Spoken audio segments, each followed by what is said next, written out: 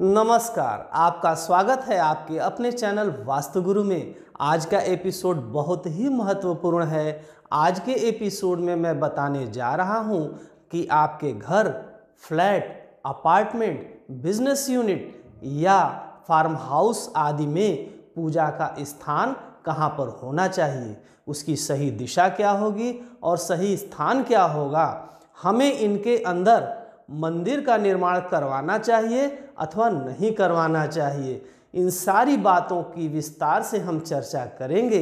इस एपिसोड को अंत तक देखिए। यदि हमारा पूजा स्थल सही दिशा में होगी और उसका स्थान भी सही होगा तो हमें शुभ फल की प्राप्ति होगी।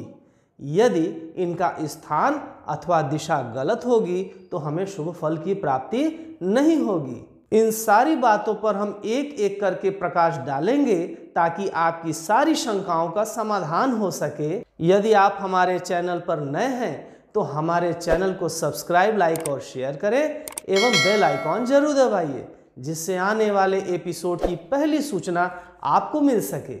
यदि आप वास्तुशास्त्र से संबंधित किसी भी प्रकार की शंका का समाधान करना चाहते हैं तो स्क्रीन पर दिए गए व्हाट्सएप नंबर पर आप संपर्क कर सकते हैं। आइए अब हम जानते हैं कि हमारे दुकान या बिजनेस यूनिट में पूजा की सही दिशा और सही स्थान क्या होना चाहिए। पहली दिशा है ईशान। जी हाँ, जहां पर पूर्व और उत्तर का कोना मिलता है ईशान क्षेत्र कहा जाता है और यह क्षेत्र परमपिता परमेश्वर का स्थान होता है। इसलिए यह स्थान या यह दिशा पूजा स्थल के निर्माण के लिए सर्वश्रेष्ठ दिशा मानी गई है। तो आप कोशिश करिए कि आप अपने पूजा स्थल का निर्माण इसी स्थान पर करवाएं। यदि किसी भी वजह से आप ईशान क्षेत्र में पूजा का स्थान निर्धारित नहीं कर पा रहे हैं तो आपके पास दूसरा विकल्प भी मौजूद है। जी हाँ, आप पूर्व के दिशा में भी पूजा स्थल का निर्माण करवा सकते हैं। यदि दोनों दिशाओं में संभावना न बन रही हो, न आपके पास ईशान में जगह हो न ही आपके पास पूर्व में जगह हो, तो आपके पास तीसरा विकल्प भी मौजूद है। यदि आप पूजा स्थल का निर्माण न तो ईशान में करवा पा रहे हो न ही आपके पास पूर्व में स्थान है तो आपके पास तीसरा विकल्प भी मौजूद है और वह तीसरा विकल्प है ईशान और पूर्व दिशा के बीच का कोई भी क्षेत्र आप पूजा स्थल के निर्माण के लिए चयनित कर सकते हैं। इन तीन दिशाओं को छोड़ करके पूजा स्थल का निर्माण किसी अन्य दिशा में नहीं करवाना चाहिए, जिससे बिजनेस यूनिट का चुंबकीय संतुलन बरकरार रहे। यदि आपके बिजनेस यूनिट में स्थान की कमी है और पूजा के लिए अलग से मंदिर नहीं बनवा पा रहे हैं और पूजा के लिए अलग से कमरा भी नहीं बनवा पा रहे हैं तो आप पूजा के लिए एक अलमारी बनवा सकते हैं। लेकिन इसमें भी कुछ नियम हैं, कुछ शर्तें हैं, इसे ध्यान से सुनिए। पूजा की अलमारी बनवाने के लिए आप अपने पूरे निर्माण के ईशान क्षेत्र अथवा पूर्व क्षेत्र वाले कमरे का ही चयन करें और उस कमरे के अंदर पूर्व और उत्तर के कोने में पूजा के स्थान निर्धारित करवाएं।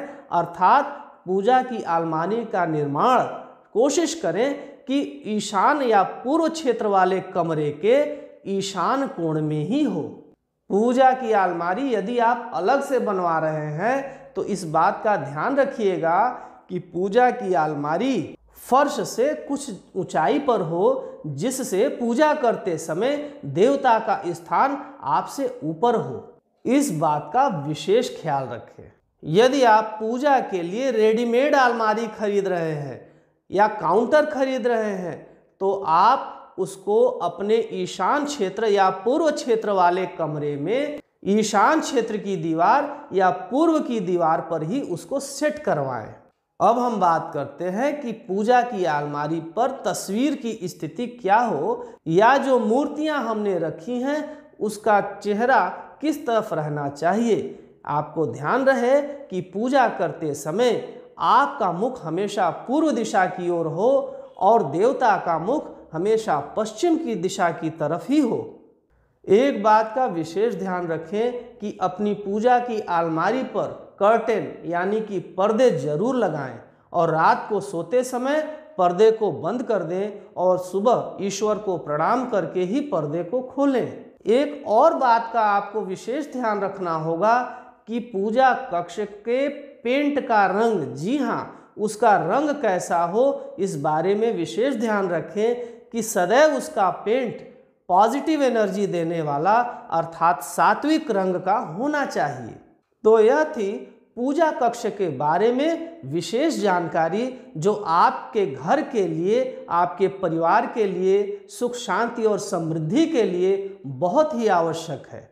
यदि पूजा का स्थान सही होगा, उसकी दिशा भी सही होगी, तो आपको इसके शुभ फल की प्राप्ति अवश्य होगी। आपको यह एपिसोड कैसा लगा कमेंट करके अवश्य बतलाइएगा। मिलते हैं अगले एपिसोड में नई जानकारी के साथ। देखते रहिए आपका अपना चैनल वास्तु गुरु। नमस्कार।